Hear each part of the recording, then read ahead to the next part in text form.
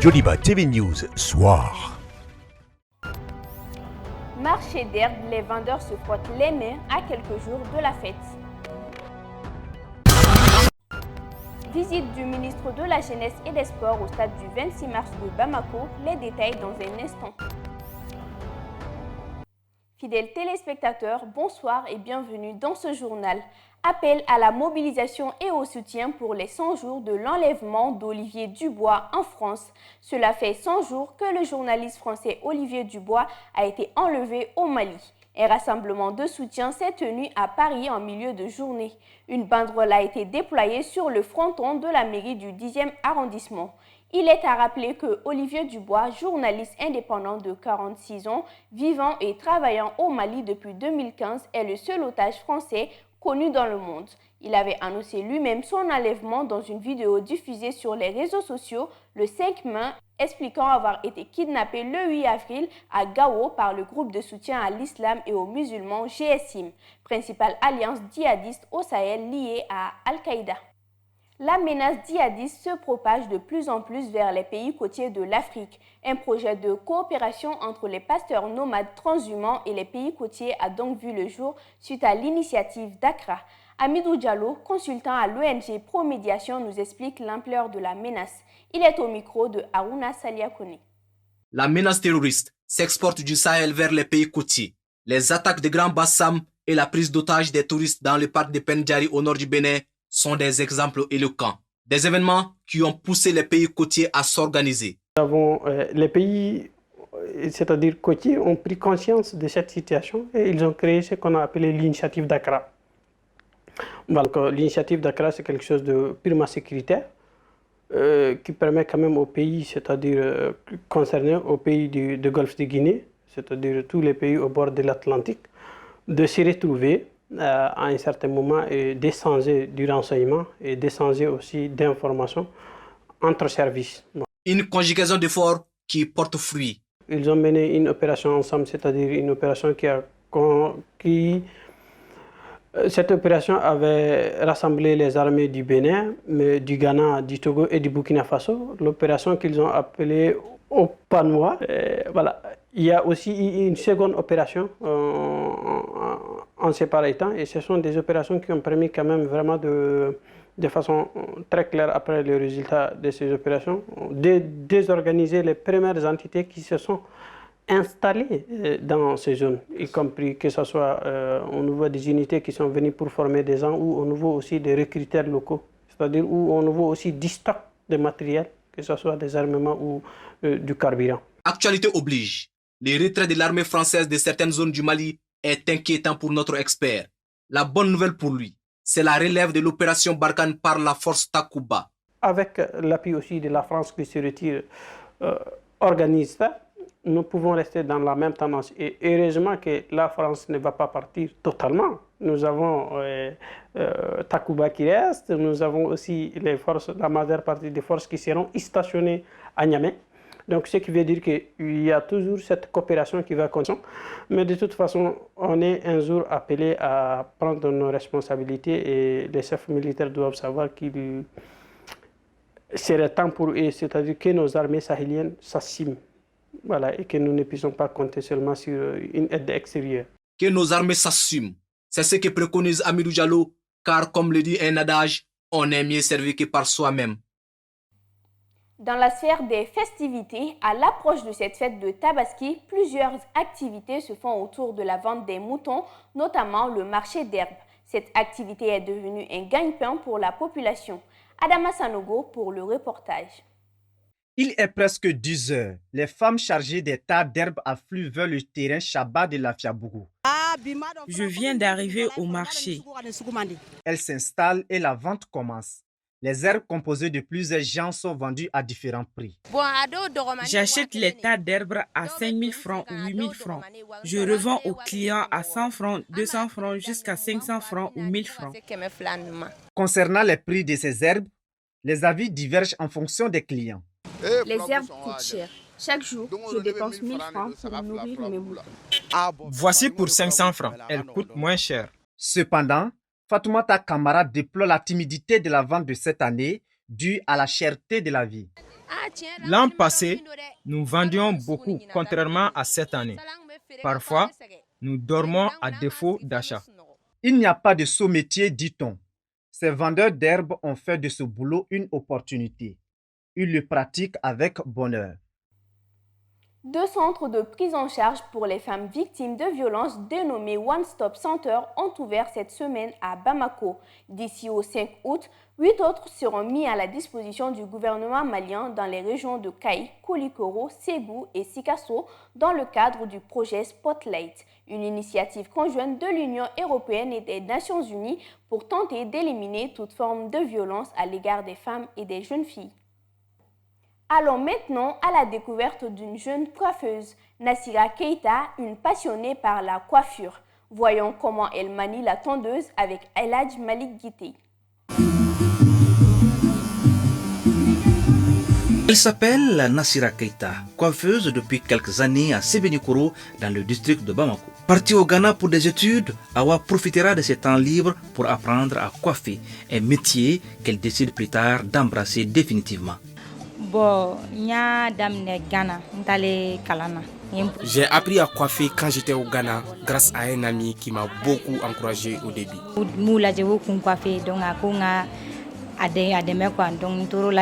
Après un début difficile, Madame Diarra Awa a su s'accrocher grâce notamment au soutien moral et financier de son mari. Au début là, c'est pas facile.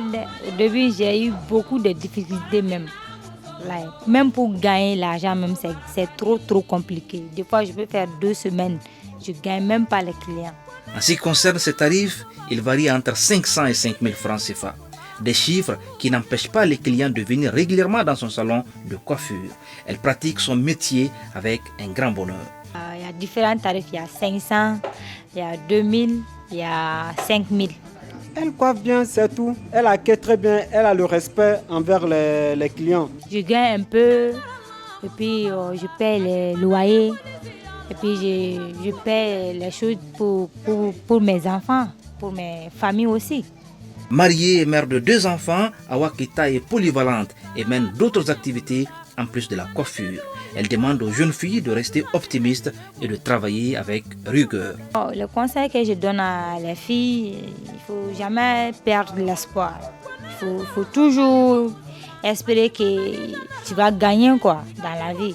Même si elle voulait être interprète au départ, Awa n'affiche pas de regrets de nos jours. Un exemple qui doit servir de leçon à la jeunesse malienne. Oui, la réussite, comme dirait l'autre, c'est un peu de savoir, un peu de savoir-faire et beaucoup de faire savoir. Dans un tout autre registre, à présent, c'est sous une forte pluie que le ministre de la Jeunesse et des Sports, Moussa Ag Attaher, a visité le stade du 26 mars ce vendredi 16 juillet 2021. L'objectif de cette visite était de constater l'état d'avancement des travaux de rénovation engagés au stade depuis un certain moment. Le reportage est El Hadj Malik Guité et Moussa Tembine. C'est sous une forte pluie que le ministre de la Jeunesse et des Sports, Moussa Ag Attaher, a visité le stade du 26 mars ce vendredi 16 juin 2021. L'objectif de la visite était de constater l'état d'avancement des travaux de rénovation engagés au stade depuis un certain moment. Je note que le travail que nous avons entrepris est en train d'aller progressivement avec satisfaction vers les objectifs fixés. Un stade qui est progressivement en train d'aller vers notre objectif visé en entreprenant ces travaux, c'est de donner l'envie aux joueurs, l'envie aux amoureux du football de venir jouer et de venir produire des résultats. Ces travaux de rénovation concernent entre autres l'installation de 2 tableaux d'affichage, de 60 000 chaises neuves, des ascenseurs de dernière génération, la réfection de toutes les toilettes et la plomberie. Malgré tout, le ministre assure par rapport au respect du délai. La question du délai est une question qui nous concerne tous. Elle concerne l'entreprise, elle concerne le département, elle concerne le directeur du stade et tous ceux qui sont investis, toutes les parties prenantes. Nous sommes en train de faire la pression maximum sur tout le monde pour que dans un délai de 3 mois, l'essentiel soit fait. Autre point crucial abordé par le ministre Moussa Ag Attaher concerne l'entretien et le suivi des stades. Quels que seront les grands travaux que nous ferons dans ce stade? Si ceux qui sont en charge de l'entretien, du suivi, de la gestion et de la gouvernance des lieux ne font pas bien leur travail, c'est la dégradation assurée. Mais d'ores et déjà, je peux assurer le public et les amoureux du football que nous avons pris de nouvelles dispositions. Nous avons nommé un responsable en charge du suivi, du contrôle et de la coordination de la gestion de tous les stades en République du Mali. Tous les stades. Concernant l'occupation anarchique et illicite des stades, il s'est montré très ferme. Dès qu'on aura fini avec ces travaux, le déguerpissement de tous les engins, de toutes les occupations illicites et illégales sur les servitudes de nos stades sera engagée. Et elle sera engagée de la belle manière avec l'implication des forces de l'ordre, du ministère de la Sécurité et de tous les services compétents en la matière. Pour rappel, le stade du 26 mars est jusqu'à présent suspendu par la Confédération africaine de football. Cette suspension est la suite de la non-homologation de notre stade par les experts de l'instance dirigeante du football africain pour non-respect des normes internationales appliquées pour le stade. 22 autres pays africains avaient été suspendus par la CAF au mois de mai. Découvrons la dune rose de Koïma dans l'infographie du jour. La dune rose ou la dune de Koïma est une attraction de la ville de Gao au Mali, située à 5 km de cette ville. C'est la première d'une série de dunes s'étendant le long des rives du fleuve Niger jusqu'à Tombouctou, située à 400 km plus loin. Son véritable nom est la dune de Koïma et on appelle la dune rose à cause de la couleur qu'elle prend au coucher du soleil. La légende raconte que sous cette immense dune qui se perd à l'horizon, un trésor fabuleux est caché. Une balade agréable de quelques heures en pirogue sur le fleuve Niger vous mènera au pied de cette imposante dune qui du sommet vous permet d'embrasser le paysage qui se déroule jusqu'à l'horizon. Avec un peu de chance, vous rencontrez même quelques hippopotames et si vous aimez le sport, une petite course en pirogue vous laissera aussi des souvenirs le lendemain. Koïma est une fierté de l'homme Songoi. Il est le symbole de la tradition et le panthéon de la culture Songoi. C'est un site tutélaire au cœur de la mythologie Songoi qui, entre terre et eau, sur les ailes du feu et le vent, il illumine encore la pensée de l'homme Songoi. L'actualité internationale avec Mohamed Attaher Alidou. Les familles de plus de 110 enfants nigérians kidnappés il y a presque 2 semaines des dortoirs du lycée Baptiste Bethel, situé dans l'état de Kaduna, prient pour les retours. L'émotion était au rendez-vous.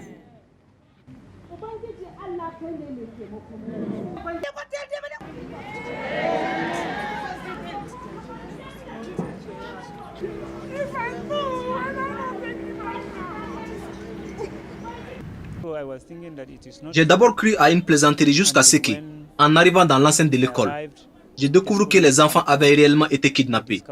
Cette attaque est la dernière d'une série d'enlèvements de masse d'enfants et d'étudiants dans le nord et le centre du Nigeria commis par des groupes armés criminels. Des femmes de la communauté haïtienne prient devant l'hôpital de Miami où la première dame d'Haïti, Martine Moïse, est soignée suite au meurtre de son mari, Jovenel Moïse. For them to work together as one unit, Father God. For where 2 or 3 are gathered in your name, you are in the midst of us, Father. Before you, and we ask for forgiveness, and we ask you, God, to heal the people. Je suis ici avec mes sœurs et mes frères parce que notre pays souffre, parce que notre première dame est dans un lit.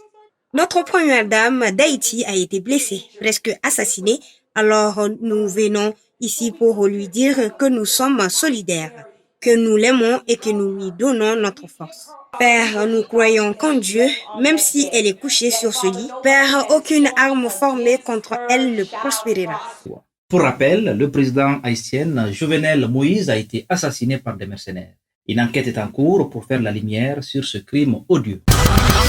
Des centaines de fidèles musulmans arrivent à la grande mosquée de la Mecque, dans l'ouest de l'Arabie Saoudite, pour participer à partir d'aujourd'hui au grand pèlerinage annuel marqué pour la 2e année consécutive par un quota ultra limité de pèlerins en raison de Covid-19.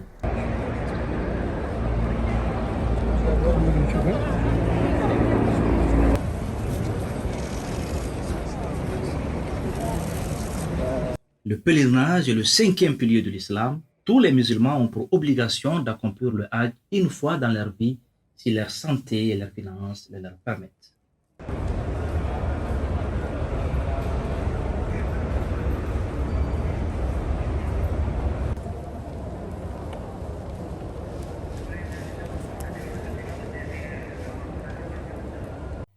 Voilà qui met fin à ce journal. Fidèles téléspectateurs, merci de l'avoir suivi. Bonne suite de programmes sur Joliba TV News.